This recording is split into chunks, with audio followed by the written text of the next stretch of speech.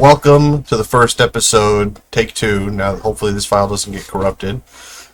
Take two of the Real Minds podcast. I am Laces. Joined with me today is I am Elliot. Uh, Otherwise known in some of his other videos, if you hear that he's saying, "Hey, Skippy," I'm Skippy. Also Skippy, Elliot or Skippy Jones. So let's just, without further ado, let's just dive right into it. Covering some movie news. I'll go ahead and start with new trailer drop, X-Men 97 Season 2. We got an official look at the season. July 1st is the official release date for Season 2. Alright, it looks like we're getting a lot more death. A lot of characters killed off this season, keeping that more serious tone as we move into Season 2. A lot of people are upset because they killed off Magic in the trailer already. So, she's pretty prominent X-Men for those who don't know. And They did show Deadpool in the trailer, though. They did show Deadpool in the trailer. Not actually going to be Deadpool. 100% going to be more shape-shifting into Deadpool. But still cool to see nonetheless. I'm excited for Season 2. Skippy, what do you got for your news? I'm just going to go back onto your X-Men stuff real quick. Yeah. I have still not watched anything on that show. Though watching that Season 2 trailer, I kind of did get like, damn, this does look kind of good. With Apocalypse and everything. You're missing out, dude. Season 1 was so good.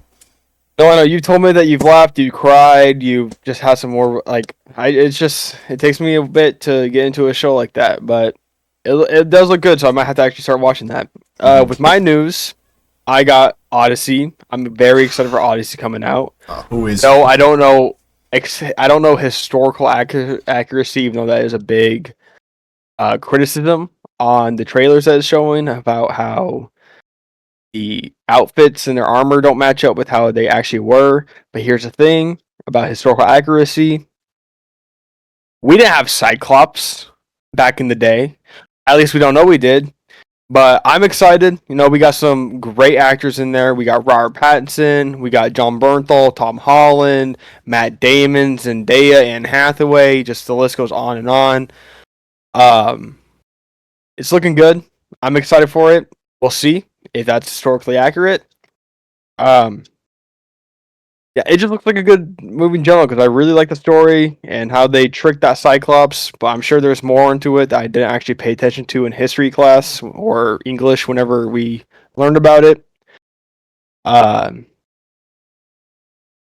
we got some great actors. I love that actors. That's going to be a big movie this year, and there's going to be a lot of actors in that movie that are also in other movies with each other, as like John Bernthal and Tom Holland and Zendaya in Spider-Man, which honestly I'm gonna have to say I'm more excited about Spider-Man than Odyssey. This is looking to be one of the best, if not the best, Spider-Man movies made.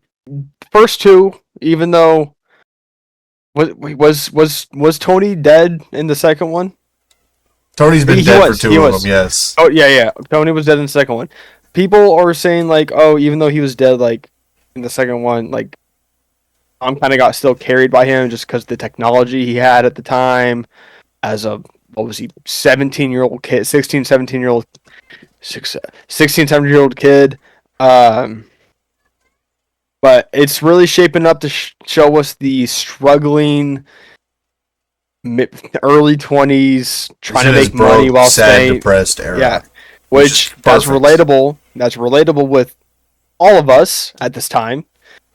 I'm very excited about both those movies. This year is gonna be a great year for movies because we also got Doomsday come. It already is. We got two movies, and we'll talk about one of them in a bit. But yeah, we got Doomsday at the end of the year. We got was Batman 2 coming out this year, or is that gonna be? No, they just started filming that not long ago. No, this year is shaping up to be a great year for movies, in my opinion. It really is, and it's already off to such a great start.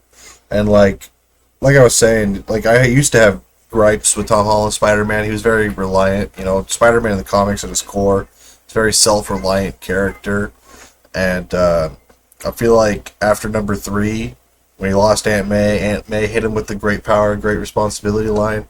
Comic accurate line. That kind of, to me, that was perfect because now he kind of understands the full weight of his responsibility and like his power and shit. So now I'm excited to see what he does going forward. See, I love that in Spider-Man 3 with Tom Holland. When Aunt May hits him with the great power, there must also become great responsibility. That is the line straight from the comics, which the other two movies with Tobey Maguire and Andrew Garfield, they didn't get. Those were great movies in my opinion too, even though Andrew Garfield movies get a lot of hate. But the fact that they brought in the comic line, how they said it, with great power, there must also comes great responsibility. Other movies just with great power comes great responsibility. They missed that must. I just love how it was more accurate to the comic. But yeah, comic accuracy is very nice. I don't know, with Aunt May's death, I felt a little bit more emotional with it than Andrew Garfield and Tobey Maguire, even though I'm gonna get some hate for that, especially with the Tobey Maguire one, because that was just the original. But also, in my opinion, I love the Tobey Maguire movies, but I feel like the Tobey Maguire movies get a lot more love just because that is the first superhero like real movie we really got growing up. That's who we grew up with watching, and yeah. Rolling on the theme of Spider-Man, have you started Spider-Noir yet? I'm either in the middle, 2 or 3 episodes in. I don't remember. But yeah, I'm about halfway through the first season as well, so we won't go too deep into the show. I'm liking it though. Initial watch, are you black and white or are you color? Black and white. That's how it's supposed to be. That's the noir feel. That was the original vision. Yeah, I'm going through once. I'm going to go through once all the way black and white, go through again in color, kind of see what's going on. I'm digging the show. I think Nicolas Cage is killing it as Ben Reilly. I'm going to be honest. I've not read any Spider-Man Noir comic, so I don't know how they're doing on the comic accuracy side, but just from like a story standpoint and like kind of like this Elseworlds Spider-Man, or I guess What If, Spider-Man, I'm loving it. I love the whole 1930s feel. I love how he's a private eye and like how he uses his abilities as the Spider to do his private eye thing. I think he's portraying a guy who's, I don't know, he's in his Spider-Man No More arc, and I think he's doing a pretty good job of, like, struggling with that. I have the power, and I should be using it, but I also really don't want to, because these powers kind of ruin my fucking life. Yeah. I'm liking that struggle. No, I'm definitely liking it, because just the feel, it's more dark. Mm-hmm. Like, oh, yeah. It's not your friendly neighborhood Spider-Man, it's, this guy's here to solve his private investigations and fuck shit up. Dude, he's straight up murking people. That scene where he pulled the Tommy gun from the one guy that was trying to shoot at him, and then he uses the other 2 guys as shields. I'm like, Spider-Man, straight up killing people, straight up murderer. I dig it. I'm letting Spider-Man kill. Who cares? And how Sandman in there is more of like, I don't understand this power. It's just happening when I don't want it to happen. Like him and Tombstone. No. Wait, which one's Tombstone? Tombstone's the big guy. Is it the big black guy? Yeah, that guy. Okay, I didn't realize that was supposed to be Tombstone. I had a feeling because like they're all in the army together or wherever, and like I'm assuming we're gonna get more explanation. Like I'm assuming whoever was part of that army battalion or whatever, something happened to like most of them, if not all of them, and they all have some because we already got what's his name, Addison, the fire guy. He was with them. We got Flint Marco. He was with them, and then the guy Tombstone. And I'm excited to see who else might have been part of that, or even if it's like a little Easter egg and we don't actually get to see them in the show. There was something else I was about to say about it. I'm digging. I like the it's like the right amount of cheesy too. It's Nick Cage. You're gonna have cheesiness with Nick Cage. It's got like Nick that Cage, early 40s 50s movie kind of like cheesiness to it, which I dig. Which is like, I think it's intentional. which is like why it's good. But also, my last major thought about the show, other than I like it and I'm excited to finish it, is what the fuck, Sony? You guys could have been giving us good Spider-Man shit this entire time, and we're getting the fucking slop verse. We're getting Morbius and Madam Web and Craven. Hey! Don't talk shit about Morbius. It's Morbin time, okay? Dude, it's Morbin time. We could have been getting projects like this the whole fucking time, and they're giving us Madam Web.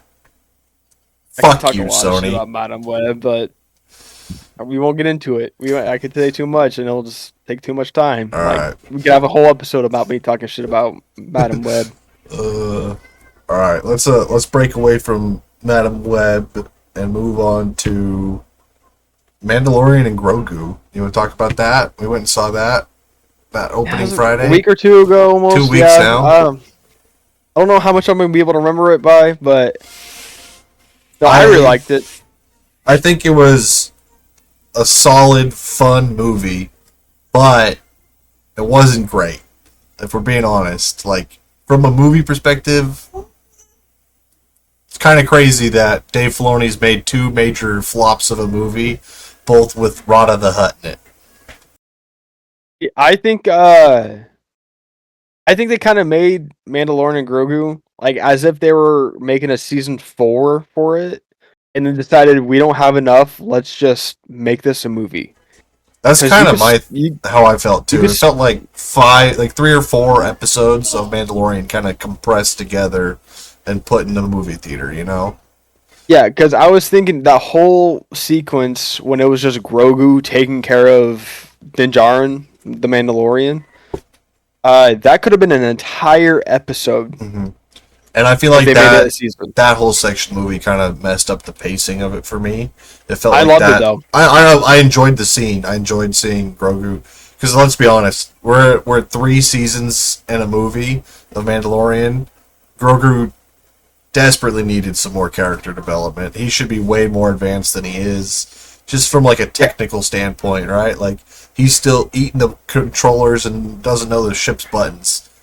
He's presumably been training with the Mandalorian since the end of season 3. He's like, all right, I'm taking him as my apprentice. And like, they make it seem like he's been working with Sigourney Weaver for a while, hunting down bounties. Mm-hmm. You'd think that Mando would have done more like training with him. So like that part of the movie, seeing Grogu kind of step up and have to, fend for himself, was nice to see. I wish we would have seen more of that in the franchise. I do like how it shows us if he was by himself, he could definitely live for a good amount of time and fend for himself if he needed to. Like, I don't know about fighting, because if like he can get overrun easily. Like, even though he does have the Force, if one too big of a powerful enemy comes to him, he's gonna get folded in half and put into a blender.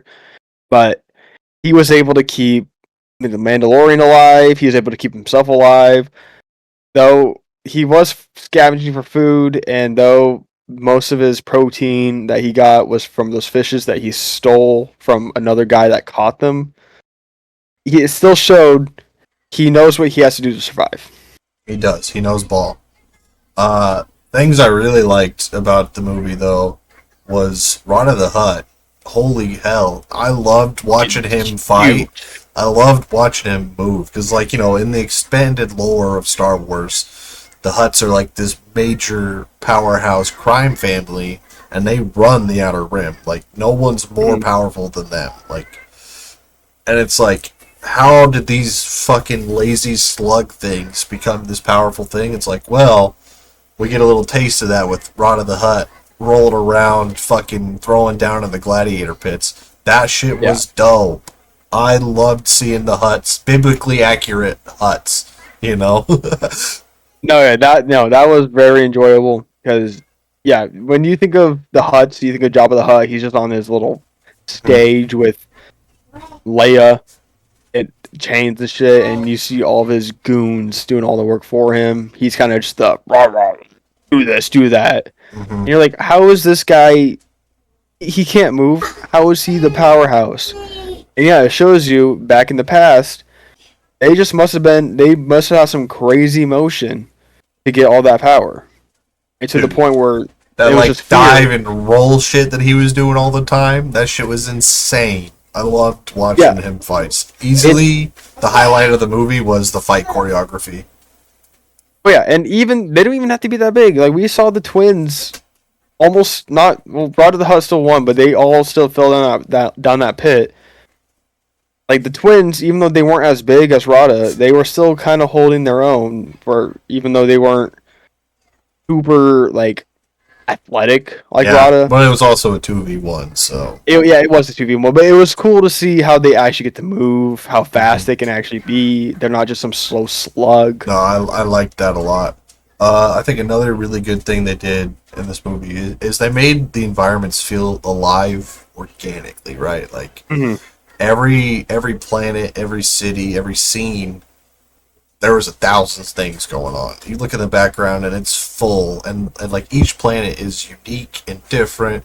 Dalhutta had like all of that life in the swamps that they had, and then that the whatever their city where the base is or the rebel base is they got all the droids walking around in the background. I loved how much practical effects they use. I love Star Wars when they use practical effects. No, I did notice that with Grogu, how he was a puppet, and also those little, I don't know what the name of their aliens are called, but those little frog guys, like the repair people, Yeah, the yeah, little Babu tiny Babu things. freaks people. I can't remember what their name is Yeah, either. I love that those were puppets, not just straight CGI. Hmm. Because you can see Well, zombies even a the puppet, right? droids in the I don't know background, them all the well. droids were real too. Like they had the BD units from the Survivor Jedi Survivor game. They got little BDs running around in the background, and that was dope.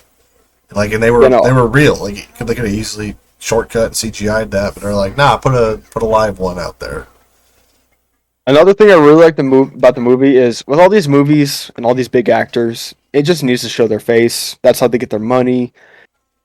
It besides like what was it, 10, 15 minutes I don't even that think it was showed that Pedro long. Pascal. Yeah, not even that long. The entire time he had the helmet on. We weren't watching Pedro Pascal. We were We were watching The immersed. Mandalorian. And they made it a scene where it's not like he voluntarily took his helmet off. He got forced to. He was in chains. So we did see that little bit of Pedro, but his whole goal was I need to get my helmet back. Yeah, and while you're right, like that was nice that he was in the suit the whole time. I feel like it kind of undid some of the work they did in season 3 of the show, where like they unified all the collectives of Mandalorians, and like different Mandalorian groups had different ideologies. Hmm. Din's, his coven, their ideal was no one can see your face. Where Bo-Katan's people, their helmets off. They didn't Well, care. they didn't give a shit. And at the end of season 3, they all came together, reclaimed Mandalore, and like they kind of realized, hey, maybe our traditions are outdated. Maybe it's not the end of the world. So it feels kind of weird to me that like Din is so much back in that no one can see my face era. And but that's just a minor gripe. Another minor gripe I had with the movie: show us Mandalore, man. It's getting I rebuilt. I think they're want just gonna to make some more see shit. them like in the middle of building it. Like I wish when I Maybe that'll like be what season 4 is if they if we release make a season 4 season of 4, they Mandalorian. did cancel the next movie. That was supposed to be like an Avengers Endgame style version of the Mandoverse. It was supposed to be like Ahsoka and Mando and Boba Fett teaming up against Star Thrag Wars! or Thrawn. I Assemble! said Thrag. I'm fucking thinking Invincible for a second. Yeah, Thrawn. They were supposed to have like that big movie to kind of Yeah. end that, but I don't know. Guess we'll see what happens with Ahsoka season 2. Um, so I mean, I overall, watched that. overall, what are you thinking as a score for this movie out of 10? I'm kind of feeling 6 out of 10, but really fun. If you like Mandalorian, you'll love the movie. The thing with me and movies and ratings is like I don't look deeply into them like that. It's just if I like a movie, I like it. Hmm. So I want to rate this like high 7, low 8, maybe. Like my rating might be off of what compared to other people, but this is my opinion. Yeah, I really enjoy the movie. I had I fun don't get me watching wrong. I also really enjoyed the movie. I still think 6 is a fair score, just from like That's fair. a film standpoint. Because we said, like it was fun, but it didn't feel like a movie. It felt more like 3-4 episodes of season 4 crammed together and thrust onto the theater screen. No, for sure. I see what you mean. So, But, all right. Next up, yeah, take us into our next segment. we got Backrooms, which All I really gotta love that movie. say, 0 out of 10. Fucking nothing like the Roblox game. Nothing at all. They didn't have floor 746. Do you see how fucking dumb that sounds? Do you see how fucking dumb you sound when you say that shit? Holy fuck, What man. are you talking about? The movie was so good. The movie was great. Let's be honest. I went in there blind. I thought about trying to watch the Kane Pixel series first. I thought about, checking out Film Theory to explain it all to me. I just went, you know what? I'm going to go in blind, and then hopefully that'll help my experience with the movie. And I thought it did. Like, I went in not knowing anything about the Backrooms, not seeing anything from Kane Pixels, no lore breakdowns from anywhere, and I just went in completely blind, and the movie was my first kind of like glimpse into the Backrooms as a whole, and I thought so good. I think. Oh, was that the guy, the director's first movie? It was like the young guy. Yeah, his name is Kane Parsons. He's responsible for making the series like that blew up on YouTube. Because okay, so for those who don't know, the Backrooms started as a picture. It got posted on 4chan. Someone made a creepypasta for it. After the creepypasta, Kane Parsons, or Kane Pixels as he's known on YouTube, made a web series. And the web series kind of blew up. It spawned all the spin-offs, all the Roblox games, all the Steam dumpster games. Basically all of like the Backrooms lore kind of built off from the web series made by Kane Parsons. A24 had the creator of the web series come direct the movie as a 19-year-old kid. So, holy hell. It made a lot of money first opening weekend. Dude, it did. The budget it had. I hope this guy has a bright future in cinema, because what he created was really good. And what I enjoyed about it was knowing they built the Backrooms. It wasn't just green screens. They literally, the producers and like sound people, like the backstage people, were getting. I saw something. Apparently, people were actually getting lost. Yeah. I think it was something like 35,000 square feet of set was built. I could be wrong. That could be the wrong number, but I'm pretty sure I saw something like 35,000 square feet of Backrooms were built for this movie. And it paid off. Oh my god, dude, does the practical effects looks good. And it's so eerie. I was on the edge of my seat the whole time he was at the Backrooms.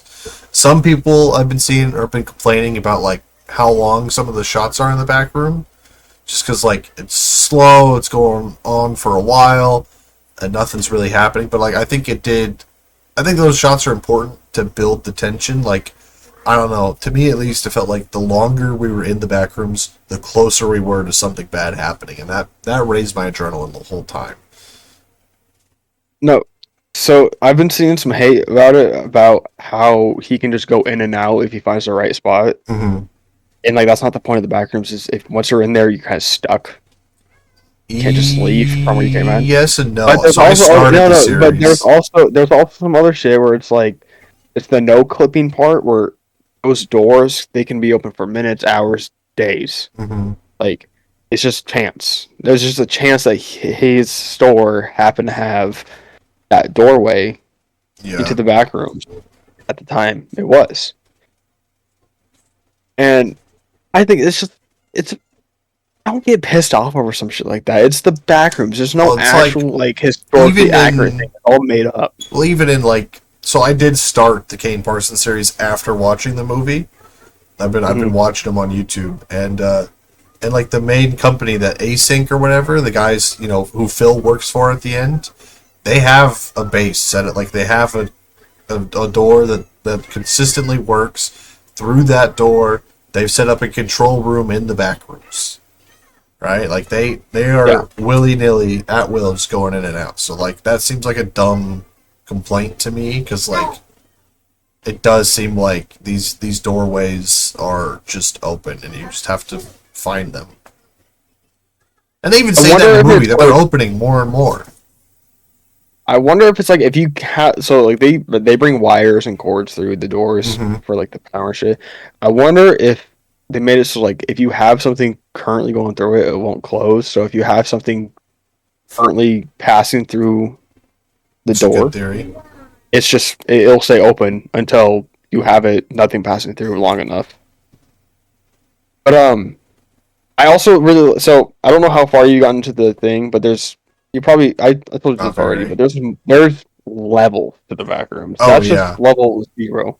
Well, it's just the office with the lights and then buzzing, she did find the one suburb.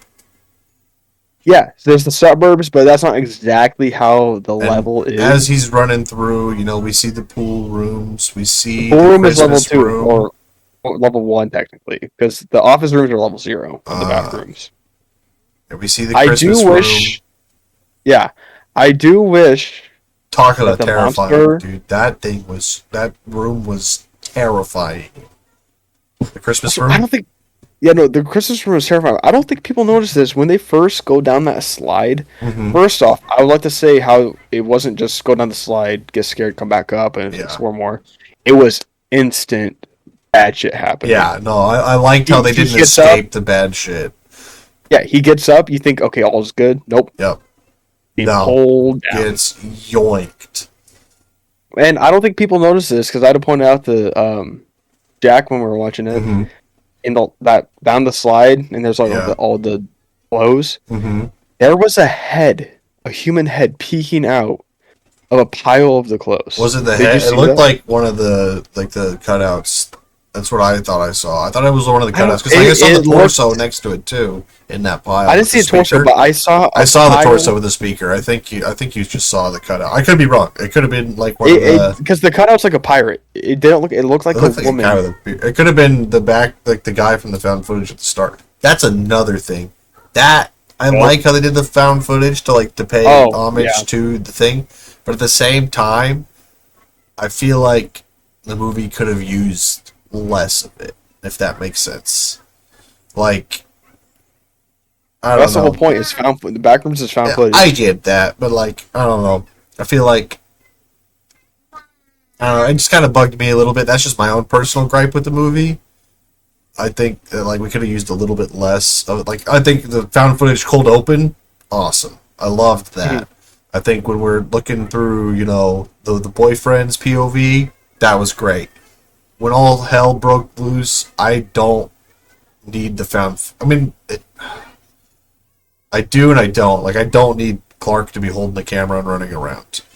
It did make for a really scary moment, when the entity picked up the camera. That was really cool. But other than that, I feel like the whole chase through the Christmas room and the pool room didn't need to be found footage.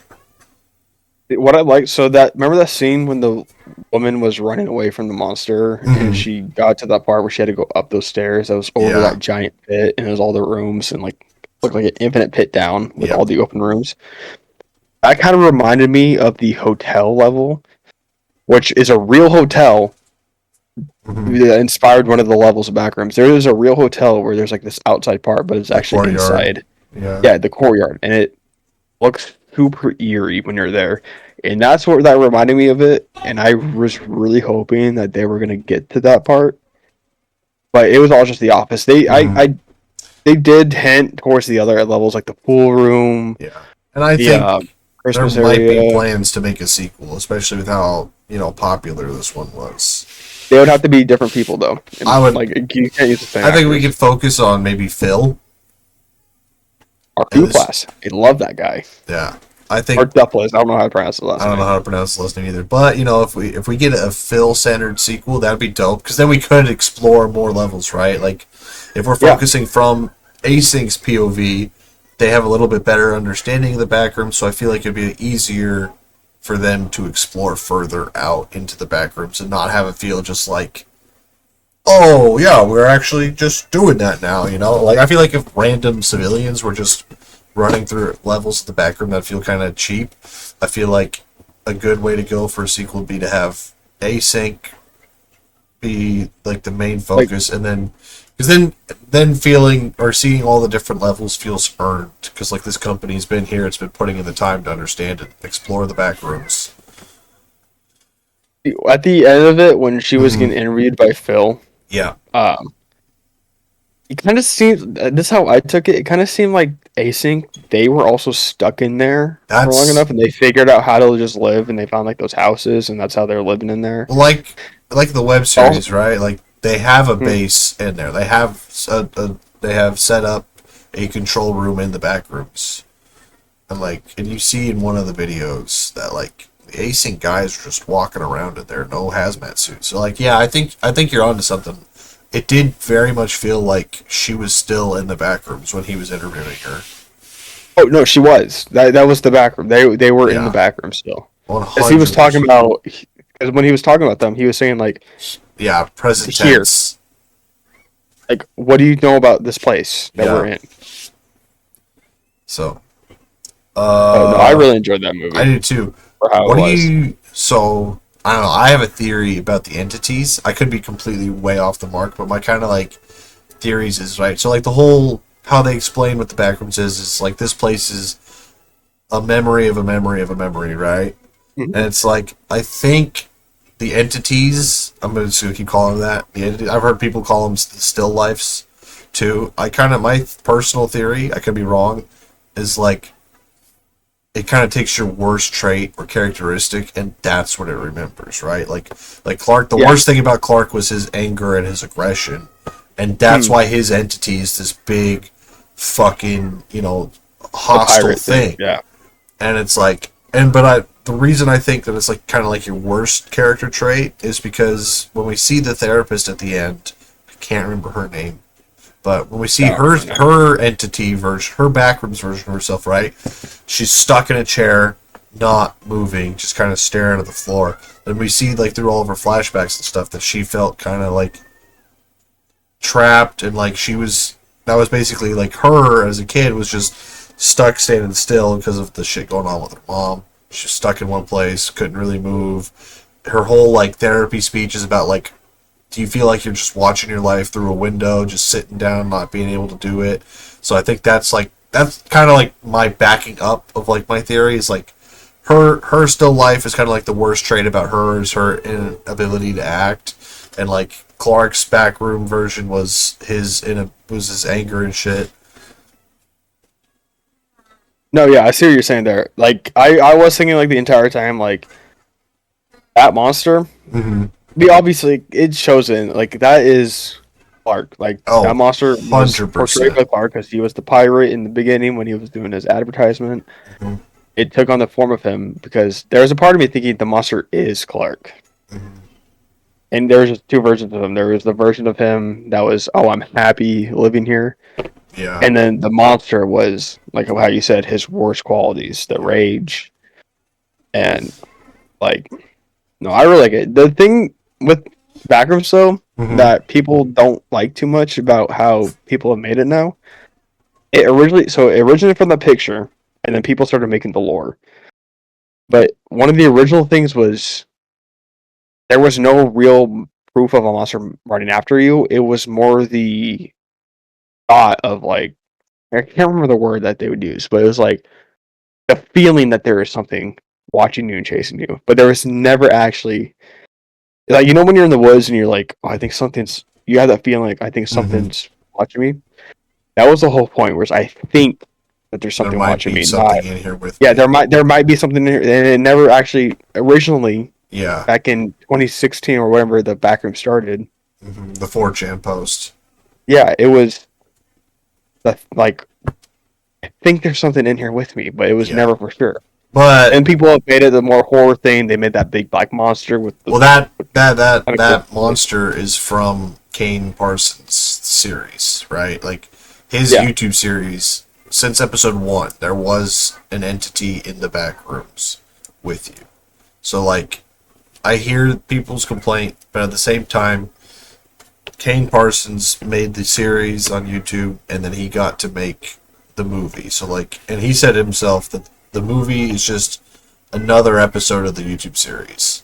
This is just, part whatever of the series. So, entities or still lifes or monsters, whatever you want to call them, they're part of this lore, and they have been since day one. So it's like, yeah, it sucks that it's not part of the lore you like, but like the lore that has been established as this universe's canon has had this since day one. That's also the other thing. It's like people are hating on the Backrooms like it's like a comic book that was made back in the 50s. It's like there's no real basis to go off of. It's just whatever you think the Backrooms is, it is. Yeah, and like I said, like this is Kane's interpretation of this is his Backrooms, right? Like, yeah, this is not Sam There's no comic Johnson's book accuracy.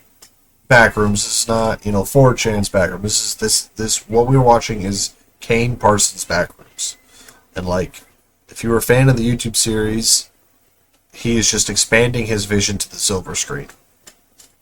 Honestly, I think they could better explore the Backrooms if they turn it into a series, like Prime, like Amazon Prime series. That would go so hard, and like because you could because the movie was like what, hour and a half, not even 2 hours. It was a very slow burn movie too, and like if you make hour-long episodes, like 50 minute to an hour-long episodes of an 8-episode season, you can explore so much more. Though usually series are more slow-paced because they can go more in detail and depth with some shit. But I think that this is a show or like a franchise that would really benefit from that slow pace. Because like, I'm not gonna lie, a lot of people have been complaining about the slow pace.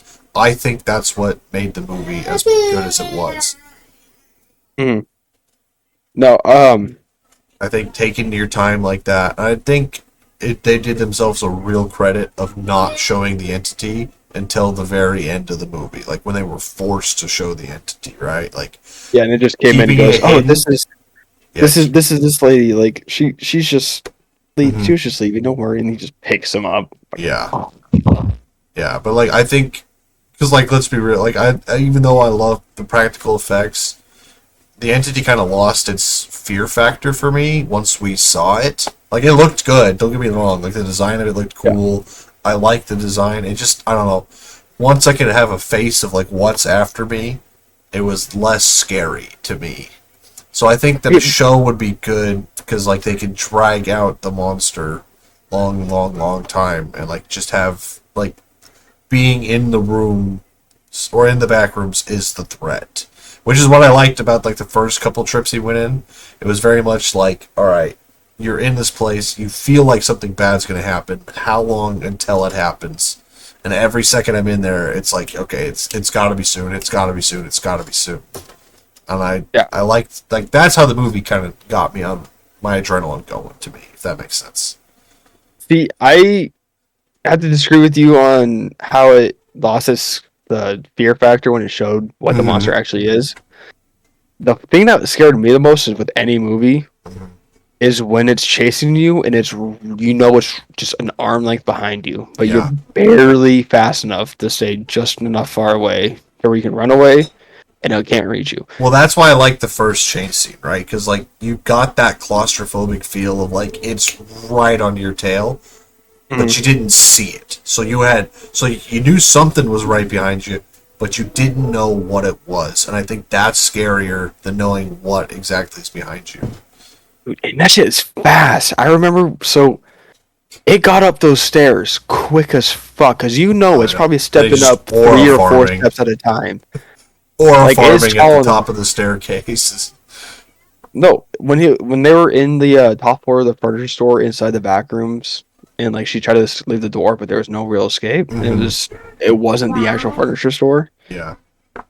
And it got up those stairs quick, so it shows you how it's not even speed, it's just its strides are super fucking long, because this is a tall ass fucking thing. It's a tall dude. And like there's really nothing much you can do besides grab what's around you and try to keep it a distance away from you. I like that, how her instinct was to run until she was cornered, and that's when she was forced to confront it. I think that was a good choice. Like, to try and run until she had no other option. Because like a lot of movies, they'll try and fight and then they'll run and blah blah blah. I think she did the right. I think writing it that way, where like she runs until she's out of choices, it was really nice. Another question I want to know. I want to know what the fucking cutout mannequins were saying. I want to know if someone's translated that yet to like know what it was saying. I realized when we first saw it, because me and Steve looked to each other when we saw it, when we heard it, because it was just funny to hear. Mm-hmm. It said Shabbat, which is like Shabbat Shalom. Uh-huh. It kept speaking in different languages. It sounded like a lot of it was French, Russian. German, Russian. It was switching languages. I'm pretty sure, if I heard it correctly. So I think that part is like anyone can run through there, and it's just like if you were to happen to be if you understand the language by the like around the same time. Well, I think they were using it to lure the entities around. Because if you notice the one in the shop, right? The one in the shop was dead center, and the second it got clobbered or broken, all of the gas started spewing. So like obviously they were using it to lure the monster, but I want to know if there's a deeper meaning to what was being said. Also, when she was being brought into the lab, and we saw they got him. They got his ass. Monster, he was wrapped in like saran wrap or something. Clark got There was the room. There was like a room with plenty other of the cardboard cutouts too. Oh yeah, they had like a whole hall of them. The thing that's confusing to me is they might be using those for like how you said. I think it's storage. I think it's monster. Like the more they venture out, the more of them they set up. But the cardboard cutout was originally from his real furniture store. Because he had the pirate thing. He had the pirate. Well, the guy was the guy from. I didn't see the cutout in the original store. And the guy was like a shirtless dude with a beard. I must have saw right. I swear he had the same cardboard cutout in his store, just as like how a store would. I don't know. I could be totally wrong. I could have just completely missed that, but that's how I saw it. And they had the storage full of them. Do you like how when he first entered it, and then he ended up like running away and leaving? He finds the way he came through, he leaves, and then he instantly runs back in and starts grabbing all that furniture from that pile. That shit was crazy. Risking your life for a fucking stool, bro. Well, no, his mind, he probably thought, this is free furniture I could sell in my store. I don't have to actually buy this shit. That is exactly what he was thinking. And, like, it's a little bit that the quality of his shit is awful. And, like, he sits on that stool and he's like, this is a solid stool. I thought for sure there was going to be a chunk of this movie where he was just going in to fish out furniture. I'm glad that didn't happen, but I thought for sure that was going to happen in the movie. Something else I noticed was when he was doing, at the beginning, when he was doing his whole advertisement thing, and he sat in his throne he had, it broke. He said, oh, weak-ass material, blah, blah, blah. When he found when he found that throne in the back rooms, like that purple and gold one, and he was feeling it, like, oh, this is some nice material. I feel like he was probably thinking, I could use this. And I feel like it was kind of a little Easter egg callback. Yeah. To when he was probably thinking, oh, I could use this in my commercial and it won't break.